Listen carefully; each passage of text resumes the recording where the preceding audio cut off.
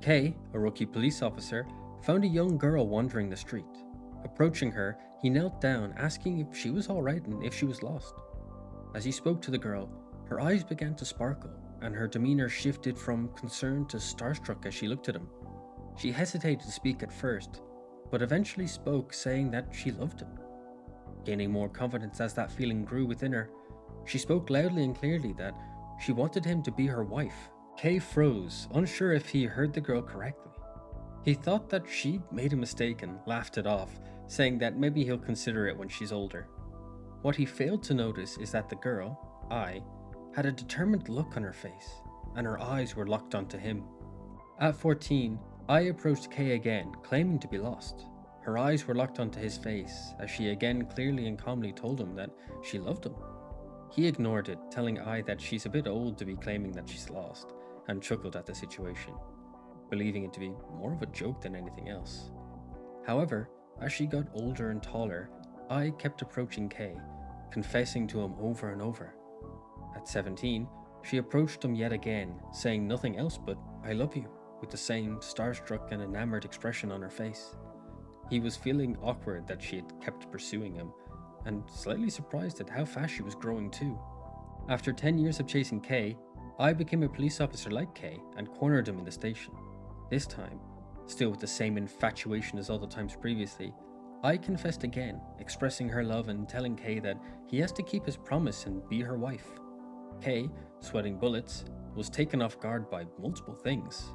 One, that she had become a cop, and two, that she had joined his unit and become his partner. The last thing he was to notice was that I was still saying that he would be the wife. While working with Kay, I noticed how he had a resting grump face, as if he was stuck with a permanent stern expression that he gave to everyone they came across. But whenever he dealt with a kid, he seemed to soften up, revealing the teddy bear that he was inside. Unable to keep her eyes off him, or her thoughts to herself, I felt her heart race as she called Kay so cute. As he waved off the kid, he misunderstood what I said and agreed that kids are really cute. I agreed with what he said, but corrected him, saying that she was calling him cute, taking him by surprise yet again. As they were working on their reports back at the station, I kept staring at Kay, her vibrant eyes burning a hole into him while her cheeks were flushed red. Kay, unable to ignore it any longer, stopped writing and talking, realizing that I seemed to be zoned out right now. Slightly frustrated, Kay asks I if she's even listening to him right now. Snapping out of her trance-like state, she apologized, explaining that his cuteness had mesmerized her. Back when I was younger, she searched for Kay, and when she found him, she offered him a gift. She placed a ring on his finger with a blue gem that matched her eyes. She explained that she made it in art class and it was all for him. Continuing to be surprised by whatever I does, he compliments the ring, mentioning that it fit him perfectly. I, with her blue eyes locked onto Kay, tells him bluntly that she knows everything about him.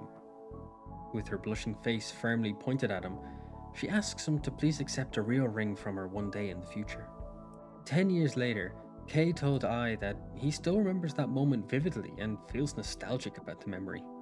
I blushed at the fact that he still remembers that moment. Kay continued, blushing slightly and now saying that it happened when he was a rookie, so the moment was very special to him. Even now, the ring is a precious memento of those times. Realizing that he had kept her ring and found it sentimental, I slammed her hand against the wall, crushing it and trapping Kay. He began to worry, thinking that he made her mad somehow. Meanwhile, I was screaming in her head that she loved Kay and that she would get him the real deal in the future and make him her wife. Back during I's school days, her seatmate confessed to her. However, she gave him a cold expression, with her eyes dulling from blue to grey out of disinterest, as she explained that there's already a man in her life that she wants to marry.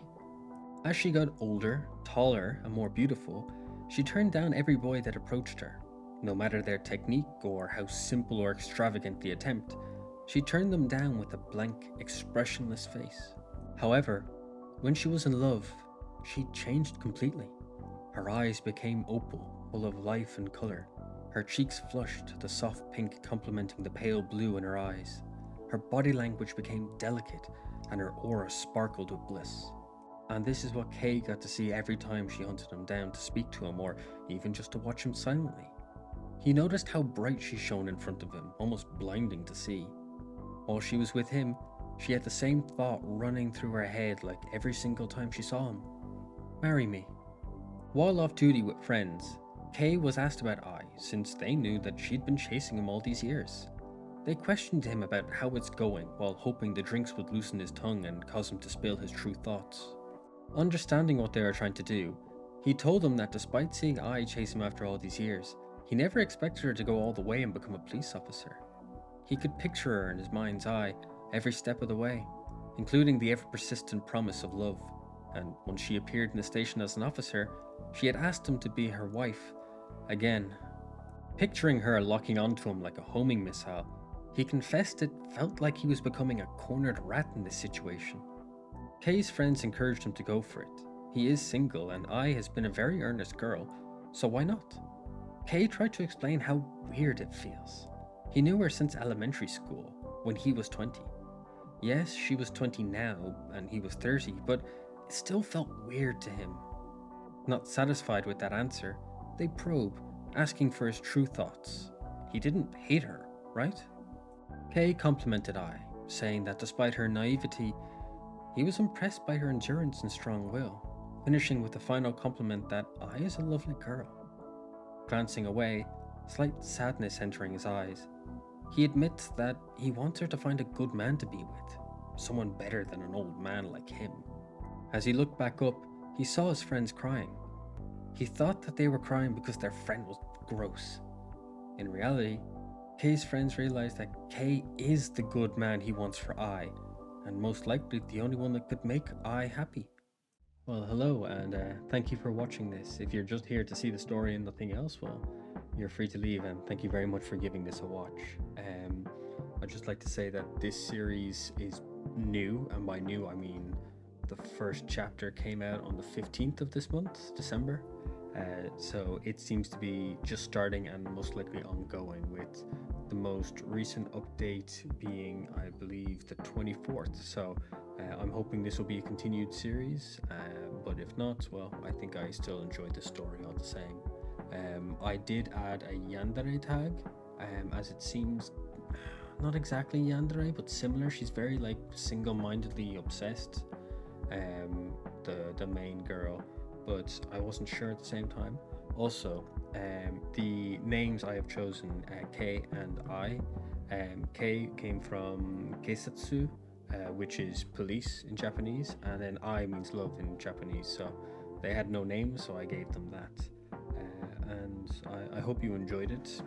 I'm hoping to cover it more, and yeah, that should be everything. Thank you very much.